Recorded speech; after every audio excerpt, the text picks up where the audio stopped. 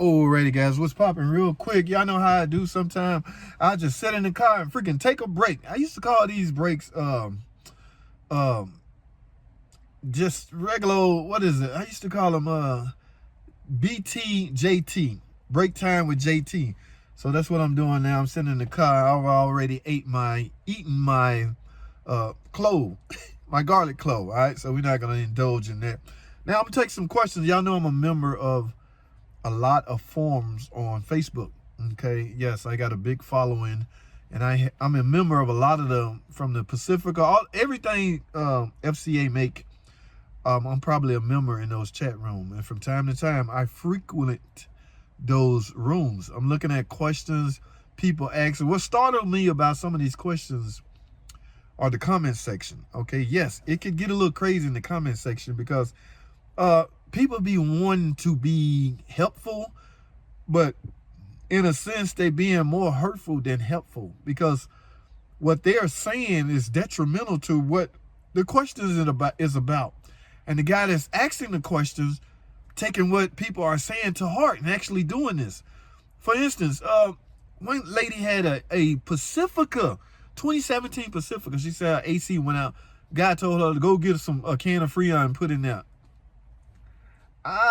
First of all, this Pacifica take 1234YF, not your regular R134. That's what I'm saying. So when I go over there, I don't want to Mr. Know-it-all back, just listen to him. No, I'm not that type of guy. I just want to make sure if your goal is to save money with good information, then yeah, I'm cool for that. Now, who am I to say your information is wrong? That's not where I'm going with this, all right?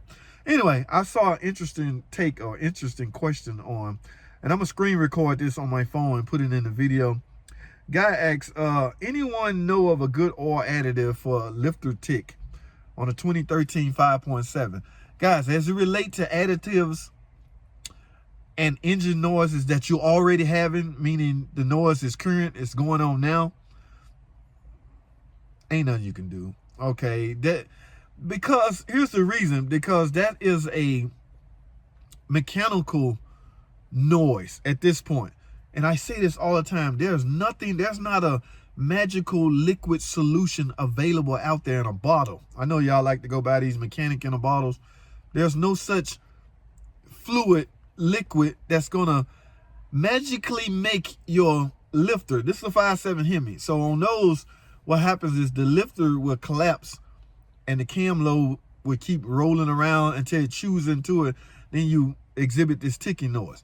There's nothing out there in a liquid solution that could fix that. Okay? Yeah, it just can't. You can't magically, anything mechanical that breaks or fails, this is a broken part. Nothing liquid can fix a broken part. Now, if this was a hydraulic lifter failure where it's just not pumped up or whatever, sure, some additives can help. But ain't nothing you can do. You have to replace the lifters and the camshaft if the lobes are ruined. You don't necessarily have to replace the camshaft unless it's damaged, people. A lot of people got in the habit, you might as well replace. No, there is no you might as well.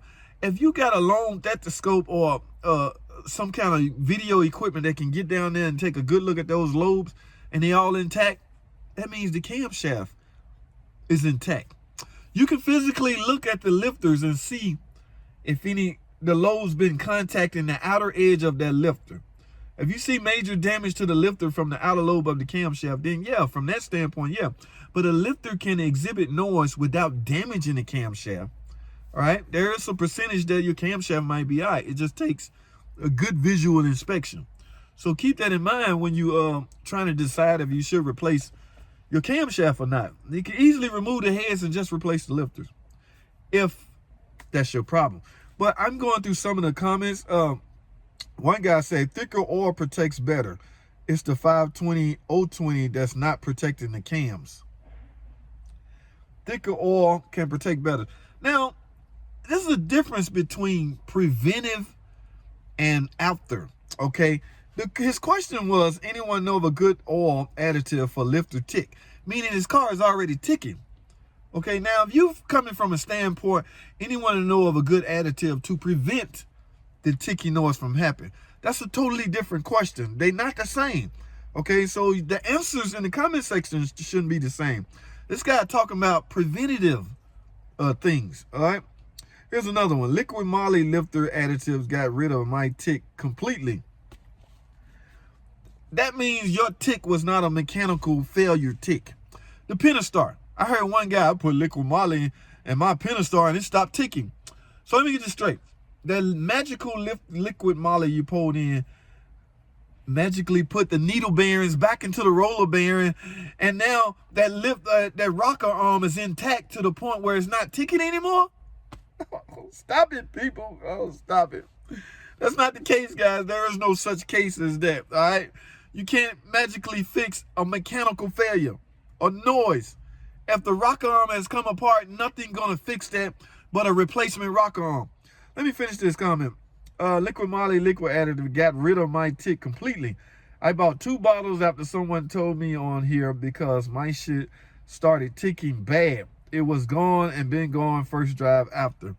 That's because you had a hydraulic tick. Your lifters probably was your hydraulic lifters.